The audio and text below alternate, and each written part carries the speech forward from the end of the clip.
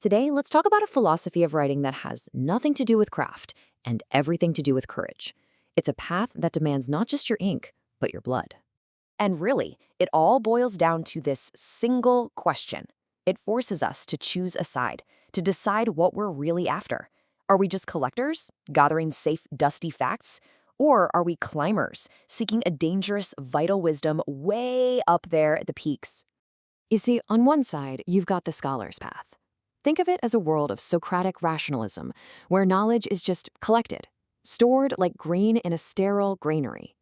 But on the other side, there's the writer's path, a wild, Dionysian journey where wisdom has to be earned through raw, lived experience.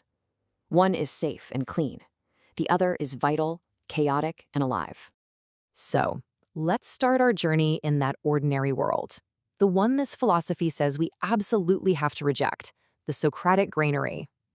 Welcome to the Flat Valley. This is a pretty stagnant place where knowledge is treated like any other commodity. Here, wisdom gets measured by what's called a cold lantern of logical optimism, and there's this deep, deep fear of anything wild or chaotic. This is the home of the reading rabble, people who use books not to find truth, but as soft cushions to hide from it. And this warning from Zarathustra, man, it just cuts right to the bone. The critique isn't about reading itself, of course. It's about passive, lazy consumption. When reading just becomes another form of entertainment, a way to kill time, it actually pollutes the very air that real wisdom needs to breathe. But there is another way. This next part is our call to adventure, an alternative path that demands a complete fusion of your life and your art. This is what it really means to write with your blood. Okay, this is so important. To write with blood is not some fancy metaphor for working hard. It means you fully embrace the twice-born nature of a god who has seen it all, from pure rapture to the terrifying savagery of the abyss.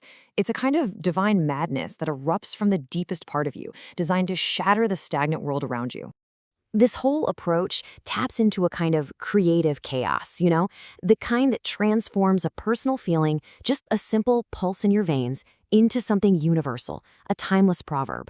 It's a process of profound and often painful becoming. And what you get is what the source calls a mystical marriage. The Apollonian mask, that's the beautiful, ordered structure of the words on the page, it meets the Dionysian, which is the raw, red, chaotic energy of life itself. True, powerful art is born right at that intersection. But here's the thing, it's not just the writer who's on this difficult journey. If you want to really engage with this kind of work, you, the reader, have to undertake your own perilous climb. So, forget everything you know about reading as a leisure activity. In this world, reading is an active, strenuous, heroic effort. You are literally pulling yourself up the jagged rocks of another person's soul to see the world from their high, lonely vantage point. It takes real strength and real courage. In this climb, it has 4 key stages. First, you have to flee the comfort of the flat valley. Second, you have to be willing to violently shatter the constraints of your own ego.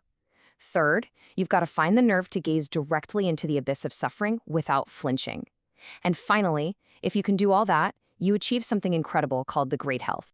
So what is this great health? Well, it's the spiritual and psychological firepower to confront the deepest horrors of existence without collapsing into despair or nihilism.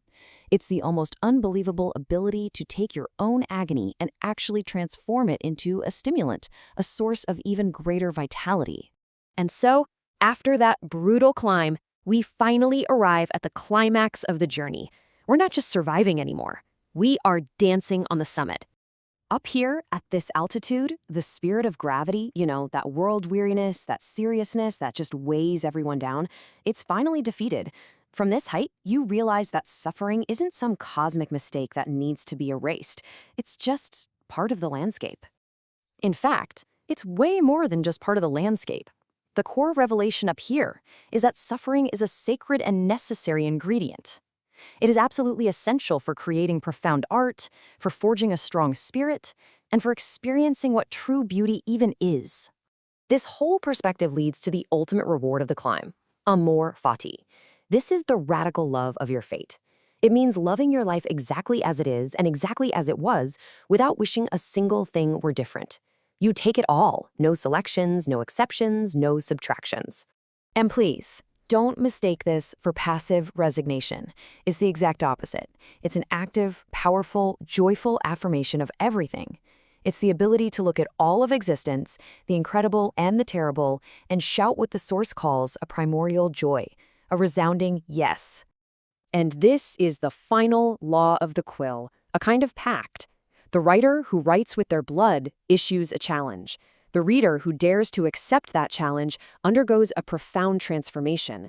It's a connection forged only between those who are truly, deeply alive. So, we end right back where we started. But now the question is for you. You've seen both paths laid out. Which one are you going to choose? Will you stay down in the flat valley, a safe collector of dust, or will you begin the dangerous, transformative ascent of the peaks?